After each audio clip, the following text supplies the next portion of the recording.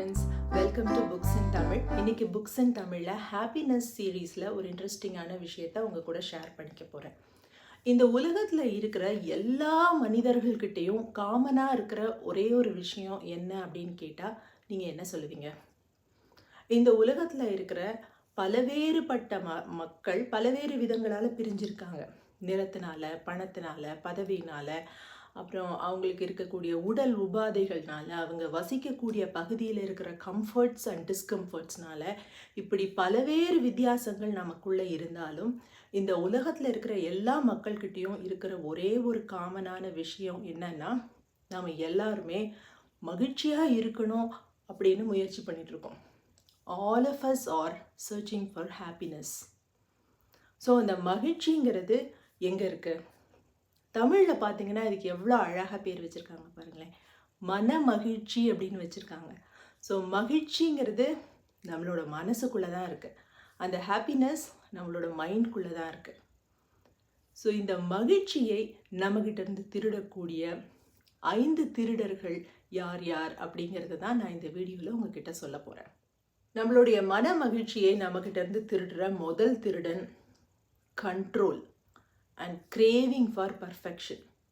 என் வாழ்க்கையில் எல்லாமே என்னோட கண்ட்ரோலில் இருக்கணும், எல்லாமே பர்ஃபெக்டாக பெஸ்ட்டாக இருக்கணும் அப்படின்னு நம்ம யோசிச்சுக்கிட்டே இருக்க அந்த நினப்பு நம்மக்கிட்ட இருக்கிற மகிழ்ச்சியை திருடிக்கிட்டே இருக்கும்.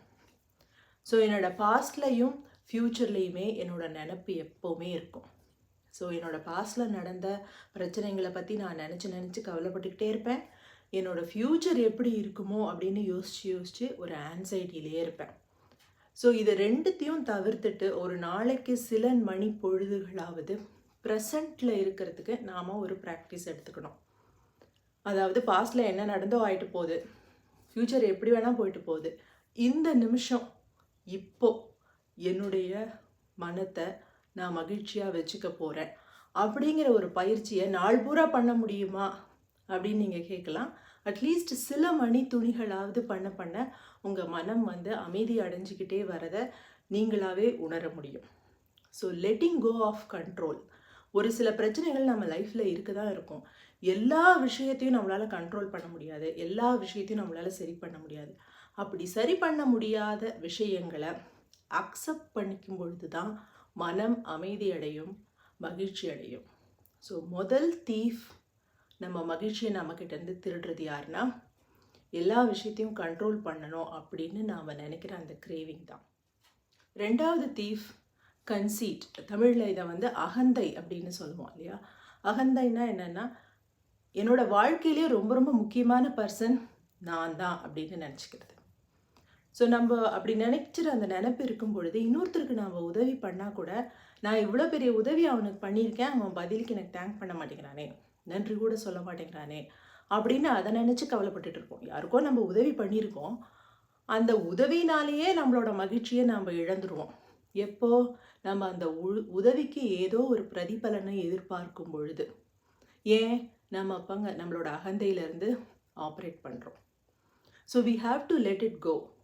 நம்மளோட மகிழ்ச்சி எப்போ பெருகும்னா, என்னால் பிறருக்கு என்ன பயன் அப்படிங்கிறத எதிர்பார்ப்பு இல்லாமல் யோசிக்கும் பொழுது தான் மகிழ்ச்சி பெருகும். என்னால் என் குடும்பத்தை எப்படி சந்தோஷமாக வச்சுக்க முடியும், என்னால் என் ஒர்க் பிளேஸில் என்ன மாதிரியான மகிழ்ச்சியை கொண்டு வர முடியும், என்னால் என் சொசைட்டிக்கு எப்படி ஹெல்ப்ஃபுல்லாக இருக்க முடியும் அப்படின்னு யோசிக்க அகந்தை நம்மளை விட்டு கொஞ்சம் கொஞ்சமாக போயிடும்.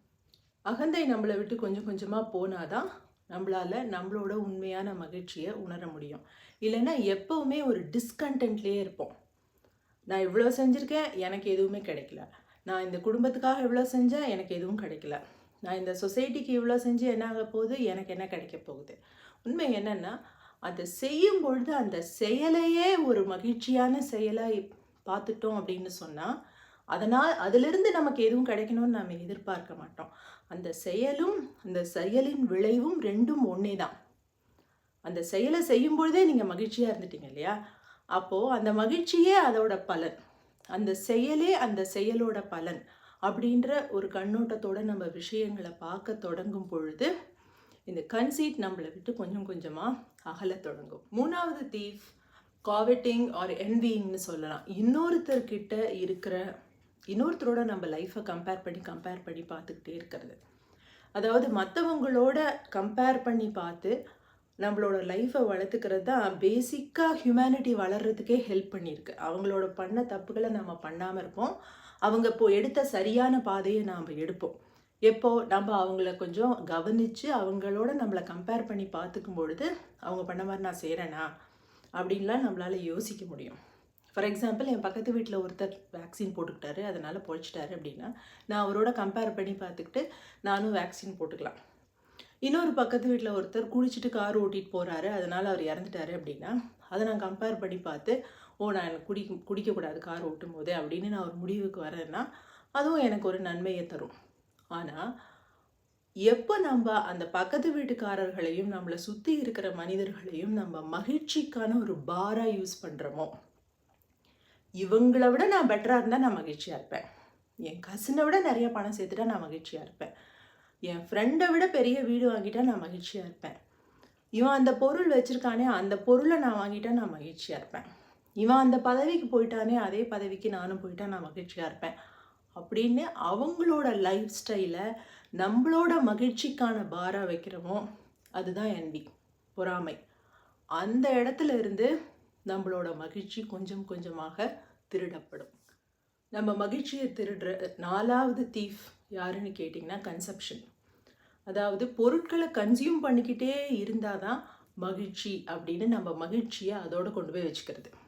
இந்த பொருள் வாங்கிட்டா எனக்கு மகிழ்ச்சி, இந்த பொருளை எப்படியாவது நான் அனுபவிச்சுட்டேன்னா எனக்கு மகிழ்ச்சி அப்படின்னு நினச்சிக்கிறது.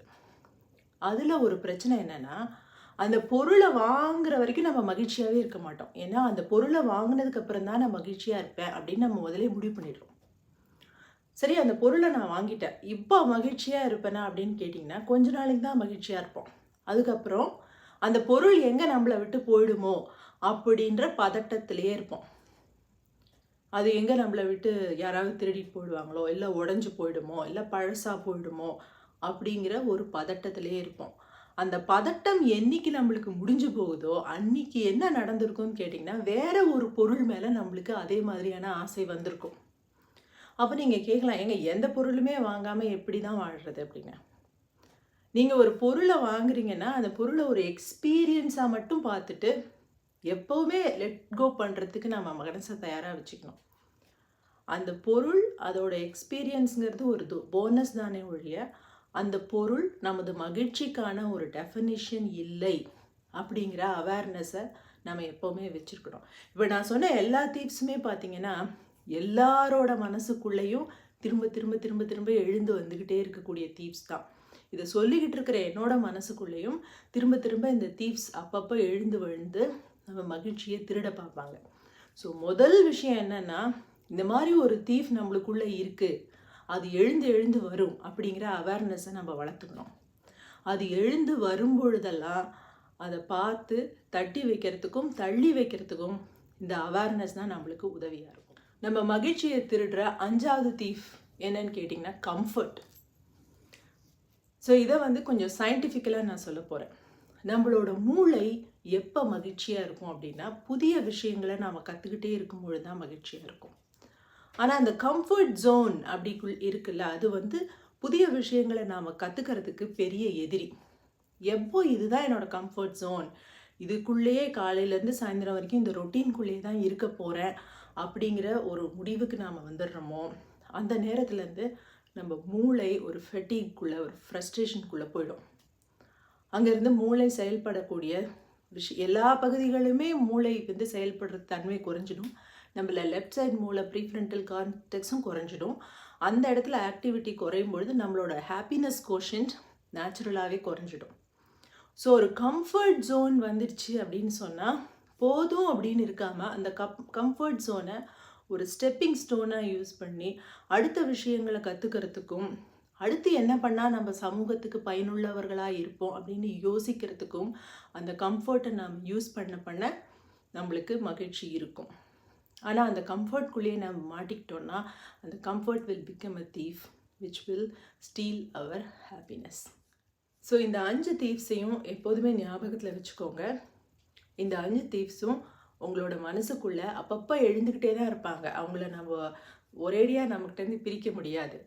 ஆனால் இந்த தீப்ஸ் வரும்பொழுதெல்லாம் ஐயோ அவன் வரான், என்னுடைய மகிழ்ச்சியை திருட போகிறான் அப்படிங்கிற ஒரு அவேர்னஸோட நாம் இருக்கிறதுக்கு பழகிக்கணும். அடுத்த வீடியோவில் பார்க்கலாம். தேங்க்யூ. Be happy. பாய்.